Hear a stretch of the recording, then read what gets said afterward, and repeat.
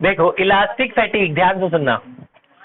Elastic fatigue क्या होता है बेटा, किसी भी बॉडी की किसी भी, आपको इलास्टिसिटी पता है, चैप्टर हमने स्टार्टिंग में किया था, याद है इलास्टिसिटी क्या होता है, कि किसी भी बॉडी पे, इलास्टिक बॉडी पे डिफॉर्मिंग फोर्स लगाएं और छोड़ दे, वापस अपनी जगह पे आ जाती है, जैसे स्प्रिंग, तो उसे हम इलास्टिक बॉडी कहते हैं कि आपने फोर्स लगाया छोड़ दिया, it regains its original shape, the body is called elastic body. लेकिन उसकी भी एक लिमिट होती है ना, कि अगर आप बार बार उसमें फोर्स लगाते रहोगे कि एक पॉइंट ऐसा आएगा ना, वो नहीं आएगी, बोली मैं नहीं आ रही वापस अब, मतलब उसकी स्ट्रेंथ खराब हो जाएगी, इसलिए, है ना। जैसे तुम्हें बार बार बोला जाता है जी पढ़ लो पढ़ लो पढ़ लो, है ना, लेकिन तुम थोड़ी देर पढ़ते हो, कभी पढ़ते भी हो, ऐसा नहीं है नहीं पढ़ते हो, लेकिन कई लोग बार बार बोलते हैं नहीं पढ़ रहा मैं, ऐसा बोलते हैं ना, नहीं पढ़ रहे हम, तो वो तुम्हारे दिमाग का फैटिग है, ये इलास्टिक फैटिग है। इलास्टिक फैटिग मतलब कोई भी इलास्टिक बॉडी को आप रिपीटेड यूज करोगे तो एक पॉइंट पे उसकी स्ट्रेंथ खराब हो जाती है। जैसे स्प्रिंग है, बार बार आप उससे कोई वेट नाप रहे हो, लैब के अंदर स्प्रिंग होता है ना, स्प्रिंग बैलेंस से वेट नापते हैं, एक पॉइंट आता है उसमें एरर आ जाता है, जीरो एरर आ जाता है, क्यों, स्प्रिंग एक पॉइंट के बाद खिंच जाता है, वापस नहीं आता अपनी जगह पे, उसकी स्ट्रेंथ पहले जैसी नहीं रहती जैसे पहले थी। कोई भी ब्रिज बनाया जाता है तो बोलते हैं जी 15 साल 20 साल इसकी एज रख देते हैं, ऐसे बोलते हैं ना, क्यों, क्योंकि उसके अंदर वो स्टील वगैरह डाला जाता है, स्टील पे फोर्स लगता है, बार बार उसकी इलास्टिसिटी खराब होती रहती है, धीरे धीरे धीरे करके वीक होती रहती है, एक पॉइंट के बाद उसकी इलास्टिसिटी कम हो जाती है, ब्रिज थोड़ा झुक जाता है, वो वापस अपनी जगह पे नहीं आ पाता, तो उसकी स्ट्रेंथ वीक हो गई, उसकी वजह से उसके अंदर इलास्टिक फैटिग आ जाता है। जब उसकी स्ट्रेंथ वीक हो जाती है तो अपनी इलास्टिसिटी धीरे धीरे कम हो जाती है, उसे इलास्टिक फैटिग कहते हैं। कोई भी ब्रिज की एक एज होती है कि भैया 20 साल चलेगा, 25 साल चलेगा, 50 साल चलेगा, उसके बाद उसे तोड़ के दोबारा बनाते हैं, तो that is called elastic fatigue. फिर बेटा ये लास्ट टॉपिक है इस चैप्टर का, ध्यान सुन लेना, इलास्टिक पोटेंशियल एनर्जी। मान लो ये वायर है, इसकी लेंथ है L, इस वायर की लेंथ कितनी है L, इसको आपने फोर्स लगा के खींचा, इसकी लेंथ खिंच गई, तो आपने जब खींचा, इसके वायर आपको खींच रहा है, आप वायर को खींच रहे हो, तो आपने इस एक्सटेंशन के दौरान कितनी एनर्जी लगाई, आपने उसके अगेंस्ट कितना वर्क डन किया to stretch this wire, that is called elastic potential energy. तो मैं जो आपको डेरिवेशन करा रहा हूं वो दो डेरिवेशन है एक साथ, दोनों करनी है पेपर में, छोटी सी डेरिवेशन है, 2 मार्क्स की आती है। एक इलास्टिक पोटेंशियल एनर्जी है, एक इलास्टिक पोटेंशियल एनर्जी डेंसिटी है, तो दोनों हम एक साथ कर रहे हैं।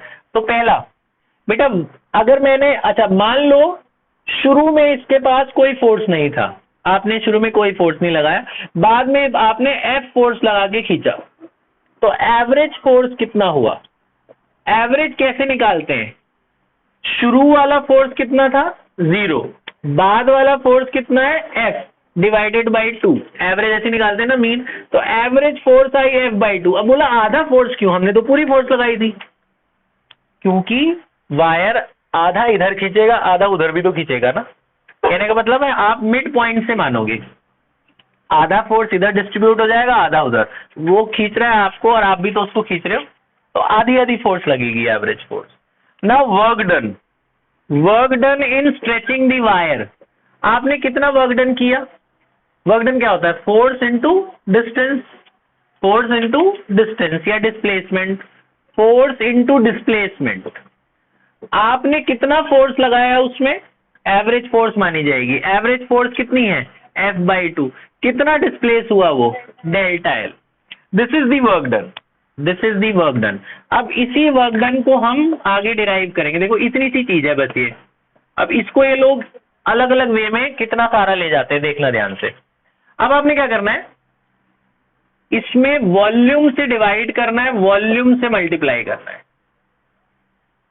वॉल्यूम से डिवाइड, या आप ऐसे कर दो, चलो पहले वॉल्यूम से डिवाइड वॉल्यूम से मल्टीप्लाई, क्यों कर रहे हैं मैं बता रहा हूं।